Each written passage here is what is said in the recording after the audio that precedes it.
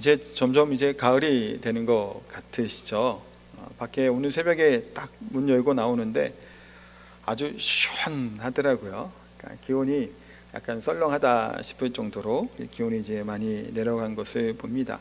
그래서 제가 바로 그래서 이번 주간 날씨를 한번 봤어요. 그랬더니 오늘이 좀 많이 좀 낮은 거고, 또 주중에는 뭐 그렇게까지 낮아지지는 않는 것 같습니다만, 어쨌든 이제 또 일교차 심해지고 또 감기 걸리기 쉬운 계절이 또 다가오기도 합니다. 또 그렇게 더웠던 이제 여름이 이제 가을이 되죠. 그러면서 이제 생각이 납니다. 무화과가 잎이 지고 할 때 예수님 말씀처럼 계절이 변하는 것을 가지고 징조를 깨닫는 것처럼, 우리 또한 예수님의 다시 오실 것을 기대하고 순결한 신부로 살아가는 것이 얼마나 귀하고 복된 일인가라는 생각을 또 한번 해보게 됩니다. 교회 학교 학생들이 점점 이제 줄어들고 있다고 얘기를 합니다. 교회가 위기다라는 얘기도 참 많이 하죠. 유치부, 유초동부, 학생부, 청년부 이렇게 올라갈 때마다 조금씩 줄어든다는 얘기들이 참 예전부터 많았어요. 그런데 급격하게 좀 많이 줄어들 때가 있어요. 조금씩 이제 줄어들어도 이 학생부에서 청년부로 갈 때가 가장 많이 이제 감소하게 되고 줄어들게 됩니다. 그 이유가 뭘까요? 뭐 여러 가지 이유가 있을 것 같아요. 여러 가지 있을 것 같은데 제가 그냥 판단하고 생각하건데 이런 생각이 들어요. 대학생이 되거나 이제 성인이 되면 이제 뭔 생각을 이제 어떤 생각이 이제 기존에 가지고 있었던 학생들의 가지고 있었던 학생 때의 그 틀이, 세계관이 좀 깨지죠. 좀 이게 좀 변화를 일으키는 거예요.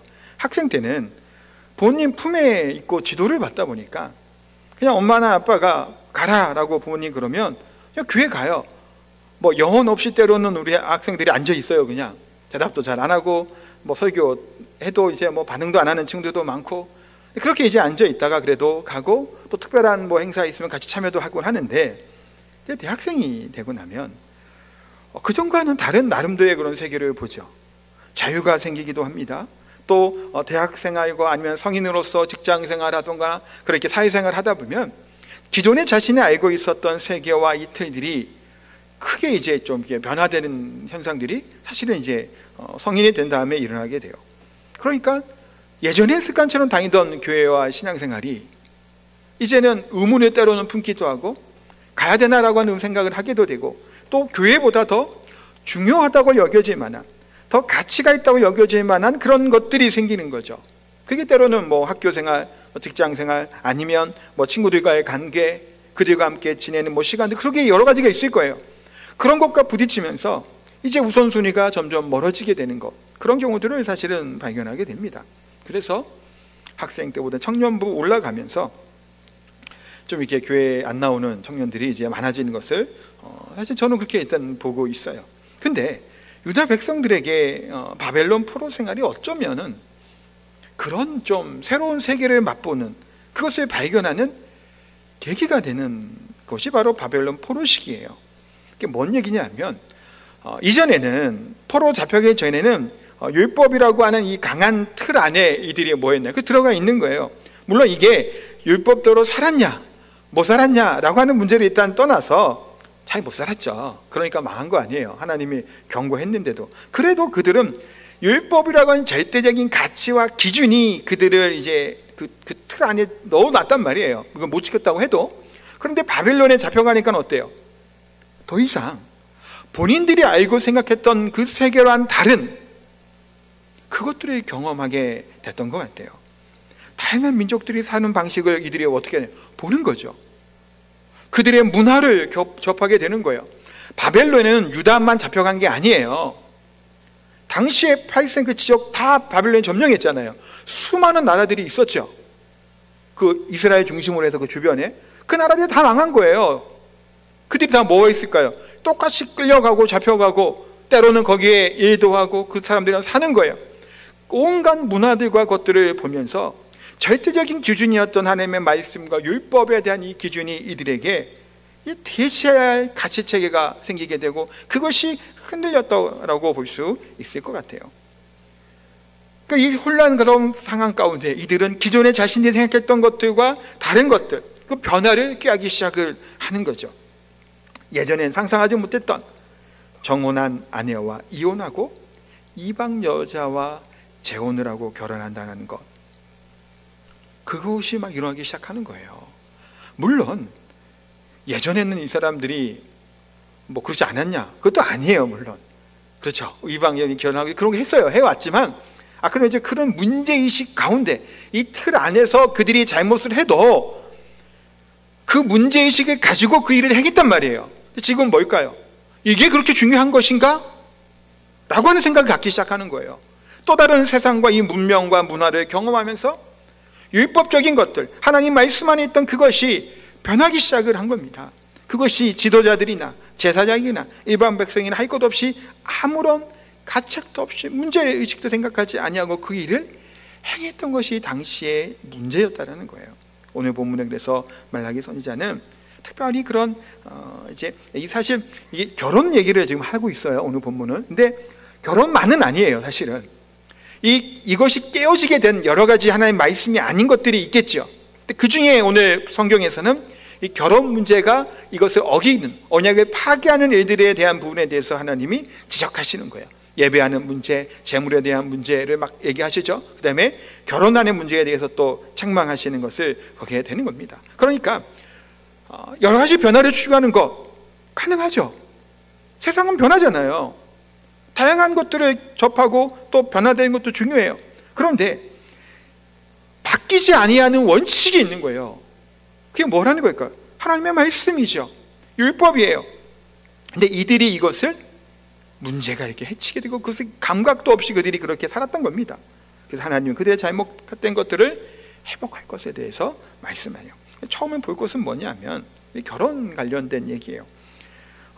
이제 먼저 결혼에 대한 무엇인가에 대한 설명을 하는 거예요. 그게 이제 10절, 11절 말씀인데 제가 읽겠어요. 한번 눈으로 따라와 주세요. 우리는 한 아버지를 가지지 아니하였느냐? 한 하나님께서 지으신 바가 아니냐? 어찌하여 우리 각 사람이 자기 형제에게 거짓을 행하여 우리 조상들의 언약을 욕되게 하느냐? 유다는 거짓을 행하였고 이스라엘과 예루살렘 중에는 가증한 일을 행하였으며 유다는 여호와께서 사랑하시는 그 성결을 욕되게 하여 이방 신의 딸과 결혼하였으니. 지금 뭘 얘기하고 있죠? 이방 딸과 결혼하는 것, 언약을 욕되게 하는 것, 그것을 지금 이야기하고 있습니다. 그러면서 뭘 설명하냐면 우리는, 선지자의 말이죠, 우리는 어떤 거라는 거야? 한 아버지를 가지지 아니하였느냐? 우리는 뭐라고요? 한 아버지 안에 있는 가족이라는 거예요. 이 공동체라는 것을 이야기하고 있습니다. 이 한 아버지가 누구를 얘기할 거예요? 두 가지 정도로 우리가 해석해 볼 수 있는데, 첫 번째는 뭐냐면 하나님이에요. 하나님이 온 모든 것을 창조하셨죠. 지으셨죠. 그러기에 우리 모두가 다 하나님 안에서 뭔가요? 하나님의 형제고 자녀일 수 있음을 이야기하는 겁니다. 또 다른 하나는 이게 이방인과 결혼 문제를 가지고 이야기하기 때문에 누구로 얘기하냐면 아브라함으로 해석하는 경우들이 있어요. 제가 볼 때는 이 두 가지를 연결해서 봐도 뭐 괜찮은 것 같아요. 왜 아브라함을 얘기하냐면 아브라함이 누군가요? 믿음의 조상이죠. 이것은 혈통적으로도 이들은 아브라함의 자손이고 영적으로도 이들은 아브라함의 자손이에요. 그렇기 때문에 아브라함의 신앙과 믿음을 쫓는 자들이 누구라는 건가요? 이들이에요. 유다 백성들이에요. 그럼 믿음의 조상 아브라함은 어떻게 결혼을 했죠? 성경에 나오는 것은 이미 사라와 결혼한 상태였다가 아들을 갖지를 못했죠. 그래서 이제 문제를 일으켜요. 무슨 문제를 일으키죠? 여종이었던 하갈을 첩으로 맞이하여서 아들을 낳아요. 그 아들의 이름은 이스마엘이죠. 이스마엘을 아브라함은 사랑했어요. 당연히 귀한 자식이잖아요. 아들이 한 명도 없었는데 자식이 처음 그래도 첩을 통해서 낳았던 아들이지만 아들이잖아요. 근데 하나님이 그걸 원치 않은 거예요. 그게 아닌 거예요. 그래서 그냥 내보내죠. 그래서 어렵게 낳은 아들이 누구예요? 이삭이에요. 이삭을 낳았는데 이삭을 낳기만 하면 되지 않잖아요. 누구를 어떻게 해야 돼? 이삭을 또 결혼시켜야 돼요. 결혼할 사람이 없는 거예요. 어디에? 가나안 땅에. 그 아버님들 거기 팔렸던 주변에 가나안 땅이 없어요. 경건한 신부를 찾지를 못하죠. 그래서 어떻게 하나요? 아브라함이 종을 부릅니다. 그래서 뭐 한도표에 뭐 손을 얹고 언약도 하면서 신부감을 구하라는 거예요. 어디서 구하라는 거죠? 가나안 땅에는 구하지 말라는 거예요. 그래서 어떻게 누구를 맞이하게 되나요? 리브가를 맞이하죠. 고향 땅 이제 뭐 하란에 가서. 그 가정이 쉬운 가정이 아니었던 거예요. 아브라함의 그 이삭을 배우자를 맞이하고 이제 구해주는 것에 대해서. 그러니까 어렵고 오랜 시간이 걸린다고 해도 경건한 여자와 결혼해서 거룩한 가정을 이루어야 되는 것이 뭔가요? 아브라함의 자손으로, 아브라함의 후손으로서 마땅히 해야 될 일이 바로 그와 같다라는 거예요. 그런데 바벨론에 돌아온 유다 백성들은 굳이 유다 여자와 결혼할 필요가 없다는 생각을 갖기 시작했던 것 같아요. 성경에는 정확히 나오지 않지만 뉘앙스를 보면 그렇게 보여요. 그게 왜 그럴까요? 왜 그런 마음이 들었을까요? 이들이 지금 바벨론에 끌려갔을 때 아까도 얘기했지만 여러 민족의 사람들이 있고 여인들이 있어요. 근데 그들과 함께 부딪혀 살다 보니까 아니 유다 여인 아니어도 싹싹하고 예뻐요. 생활력도 강해요. 성실하기도 한 것 같아요. 근데 굳이 유다 여인을 맞이해서 결혼할 필요가 있을까? 당시에 대부분 그렇게 끌려온 사람들이 아마도 여러 민족 사람들과 결혼해 온 것을 그들이 본 거예요. 그렇게 해오는 거예요. 다들. 어디가? 온 세계가. 당시의 세계의 중심은 어디일까요? 이스라엘 중심은 바벨론이잖아요. 그때 제국이었던. 그 끌려온 사람들이 다 그렇게 사는 거예요. 여러 족속끼리 맺고 현혈을 그냥 죄송해요 말이에요. 그 혼인 그것을 해갖고 그 관계를 만들어가는 거예요. 지경이 넓혀가는 거고 자신들의 세력을 만들어가는 것을 그들이 본 거예요. 사실 이와 같은 이방 여인을 아내로 맞이했던 특징 중에 하나는 사사시대였죠. 당시 가나안 땅에 있는 족속을 다 멸하라고 했는데 남겨두고 그들과 혼인한 일들이 사실은 일어나게 된 것이 사사시대예요. 근데 정말 그 이방 여인들과 많이 결혼을 했던 사람이 대표적으로 누굴까요? 솔로몬이에요. 솔로몬은 왕비로 누구를 데려오죠? 바로 이집트의 왕 바로의 딸을 결혼하게 됩니다. 근데 바로의 딸과만 결혼하지 않죠. 사실 정략 결혼이죠. 이집트 큰 제국이었으니까. 근데 여러 주변에 있는 나라들의 공주들을 데려다가 아내로 맞이하게 됩니다. 이게 솔로몬만 그랬던 것은 물론 아니에요. 고대에는 결혼 동맹만큼 그 끈끈한 동맹이 없죠, 사실. 그러니까 그런 동맹 많이 했던 거예요. 우리나라의 역사 가운데 고려를 세운 사람이 누구죠? 왕건이잖아요. 이 왕건도 수많은 호족들과 결혼했다고 해요. 굉장히 많은 몇백 명 된다고 제가 들었던 것 같아요. 정확하지 않습니다만 들었다고 같아요. 수많은 지방 호족들의 딸들을 데려다가 결혼을 한 거예요. 뭐 때문에? 물질과 힘과 권력이에요. 그것 때문에 이 혼인을 통해서 결혼을 통해서 이 풍요로움을 위해 이방 여인들과 결혼하는 일이 생기게 됐던 겁니다. 솔로몬도 마찬가지였던 거예요. 그렇게 여러 여인들을 데려다가 결혼을 했던 거예요. 이렇게 살다 보니까 뭘 생각하게 될까요? 유대인들이, 솔로몬을 비롯한 많은 이 남자들이. 어떤 면에서는 유대인의 여인의 아름다운 상이 뭘까요? 어떤 사람이 하나님 앞에 귀한 사람일까요? 여인들이 경건하게 하나님의 율법의 중심으로 되고 내조하며 그렇게 하는 자녀를 장육하는 그런 여인상이 있잖아요. 성경에 대한 그 여인상. 그런데 상대적으로 율법은 잘 모르고 말씀은 잘 모르는 여인들인데 이방 여인들이 잘 가꾸고 꾸며요. 가정하는 거야 지금 얘기가. 꾸미고 가꾸고 막 예쁘게 아름다게 한단 말이에요. 왜냐하면 그들이 율법에 따라 살 이유가 없잖아요. 그 사람들은 자신의 아름다움을 꾸며서 더 아름답게 보이고 더 남성을 유혹하는 것들이 그때 당시에는 고대에 있었을 거 말이에요. 그러니 유대 남자들이 볼 때 이 여인이 어때요? 보기에 좋은 거예요. 예쁜 거예요. 그냥 경건한, 좀 딱딱해 보이는 그 경건한 여인의 모습, 여인들보다는 훨씬 보기 좋은 거예요. 이 여인들이. 솔로몬도 아마도 그런 것들이 있었겠죠. 여러 여인들을 맞이해서 결혼합니다. 그 목적 중에 하나는 경제적인 부를 위함이에요. 물질을 위함이죠. 솔로몬의 그 정책 중에 하나가 뭐였냐면 그 후에 뭐가 되죠? 그 이방 신들의 신당과 산당들을 다 지어줘요. 각각 가지각색 이방들의 신당. 뭐가 좋을까 이거 하면? 여인들이 좋아하겠죠. 자신의 믿는 신들의 신당을 다 세워줬으니까. 또 누가 좋아할까요? 장사하는 상인들이 좋아하는 겁니다. 거기는. 왜냐하면 솔로몬은 수많은 나라들과 무역을 했어요. 굉장한 부를 가졌죠. 그러면 상인들이 예루살렘이 유대 지방에 온단 말이에요. 예루살렘에 와서 무역 활동을 해야 돼요. 왔는데 고대에는 뭐가 중심이에요? 신이 중심이잖아요. 그러니까 예루살렘에 왔더니 자신들의 신의 신전이 있네, 신당이 있네. 그럼 어떨까요? 더 오기 좋은 거예요. 더 많은 장사를 하는 거예요. 더 많은 부를 얻게 주는 거예요. 그들이 그 신당을 짓는 것들이. 그런 부를 얻기도 하고 그 여인들의 마음을 얻을 수 있는 것이 산당을 지어주는 그 일이었죠. 솔로몬도 거기에 나중에 타락하는 것을 우리가 보게 돼요. 그 당시에는, 고대에는 이런 이방 여인들과 결혼하고 이런 결혼 동맹을 통해서 뭐 했던 걸까요? 세력을 확장하는 거예요. 혈연의 맺음으로 결혼을 함으로 늘어나는 거예요. 유대인만 있던 것이, 그것을 어디서 본 거예요? 바벨론에 가서 본 거예요. 자기네끼리 결혼하고 하면서 결속력을 다지기 시작하고 힘을 갖고 세력을 일궈 나가는 거예요. 그 포로기 중에서도 그것을 우리가 볼 수 있단 말이에요. 그런 일들이 일어나니 또 그 여인들의 아름다움을 보니 유대 여인들을 버리고 이방 여인들과 결혼하기 시작을 합니다. 이 세상에는 두 가지의 사람이 있다고 하죠.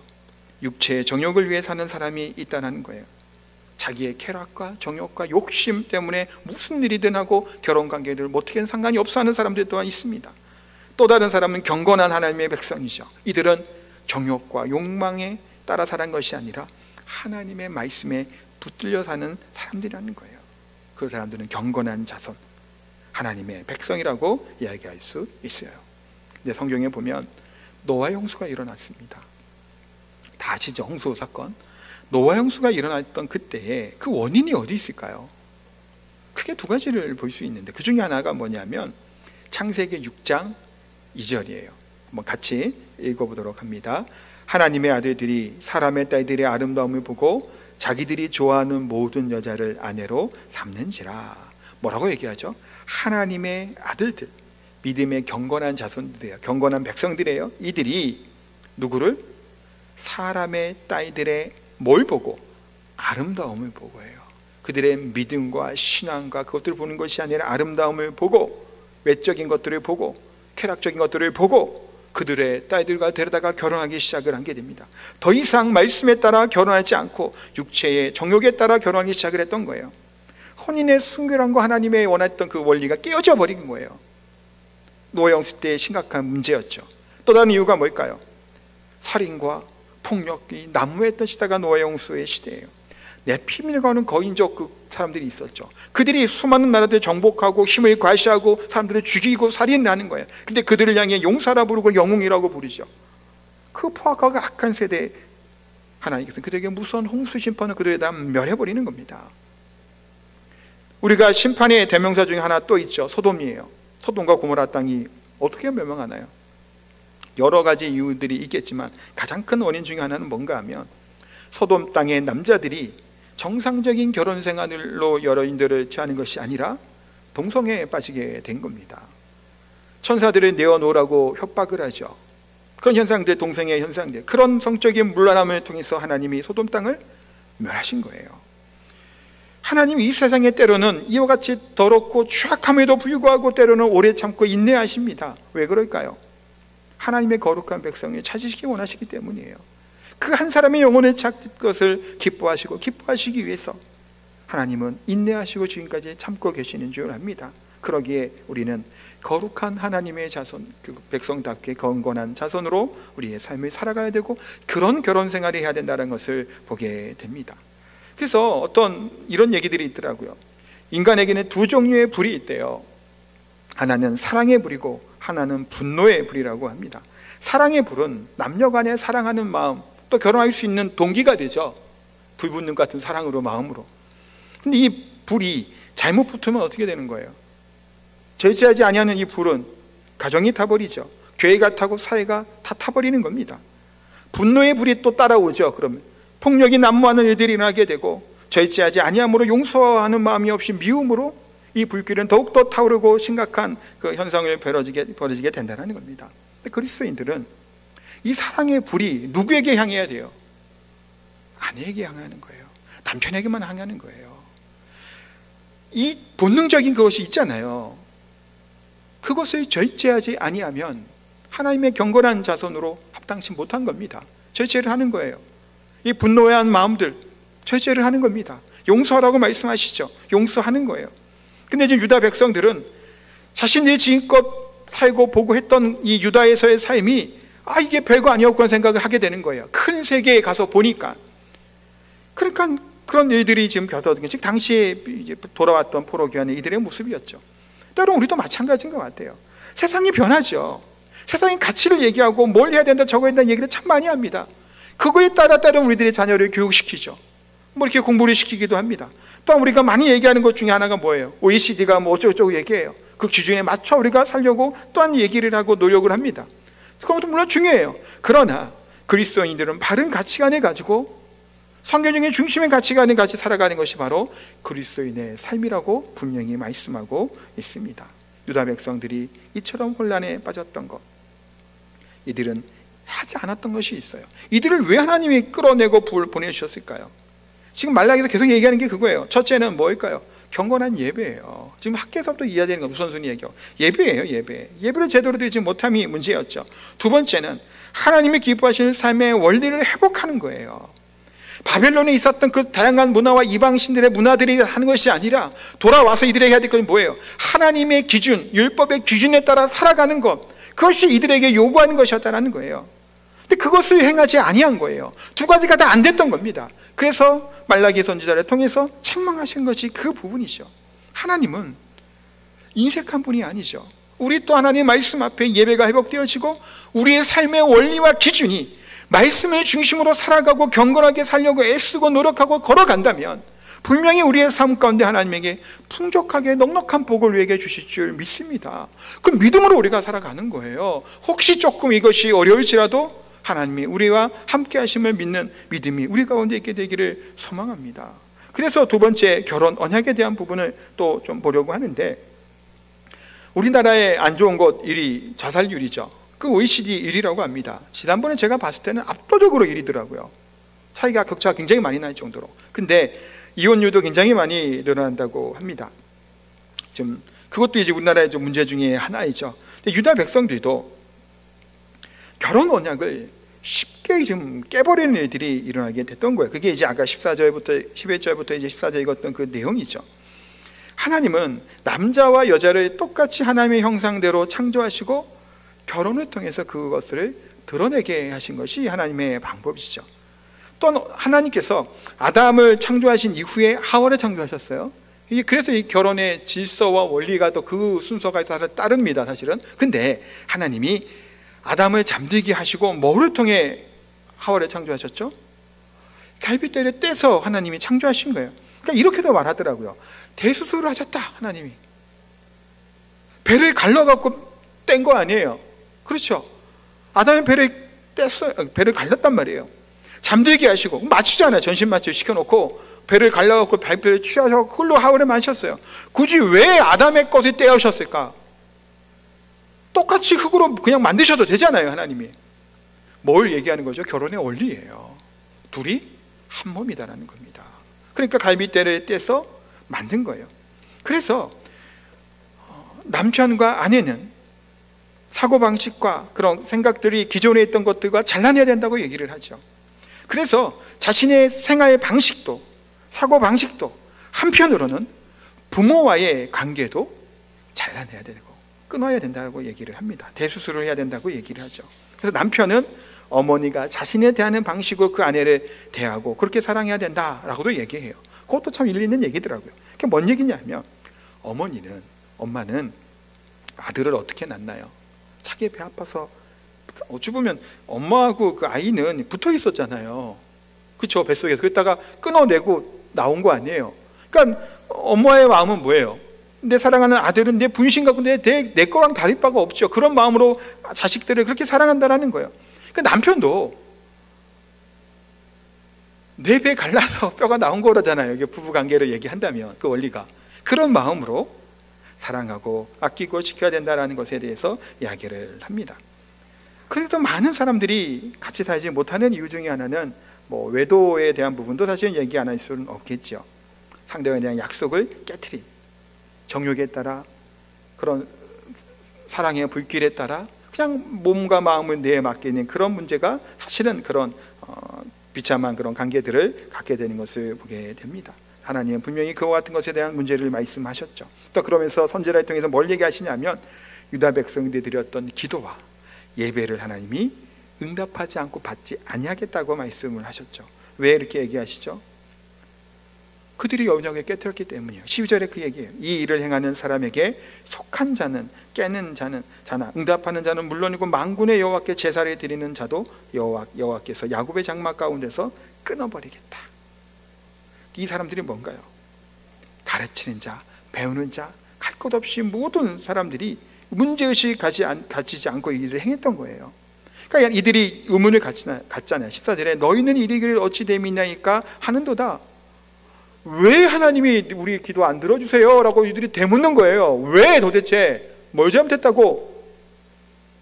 문제의식이 없는 거예요. 지금 이들이. 그러니까 지금 뭐가 문제인지는 모른다라는 거예요.